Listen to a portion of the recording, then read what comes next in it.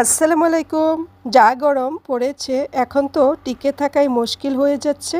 তারপরে আবার কিচেনে যখন কাজ করতে হয় অনেক বেশি কষ্ট হয়ে যায়। সকাল সকাল ঘুম থেকে উঠে নাস্তা রেডি করার জন্য কিচেনে এসেছি। তাই প্রথমে চিন্তা করলাম যে একটা ডাব আমি কেটে নেই, ডাবের পানিটা খেয়ে নিব নাস্তার সাথে।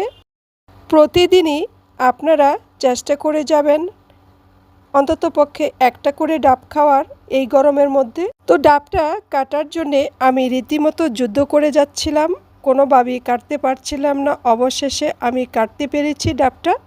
এখন আমি আমার নাস্তাটা রেডি করে নিচ্ছি।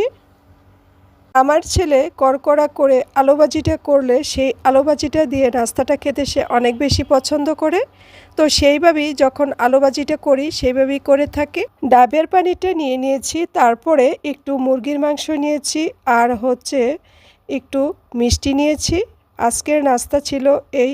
তো এখন বসে নাস্তাটা খেয়ে তারপরে আমি চা বানিয়ে নিব। চাটা খেয়ে তারপরে অন্যান্য দুপুরের রান্নার জন্য প্রিপারেশন নিব। চা খাওয়ার আগ পর্যন্ত আমার কোনো কাজেই মন বসে না। আমার অনেক বেশি অলসতা লাগে যতক্ষণ পর্যন্ত আমি চা না খাই।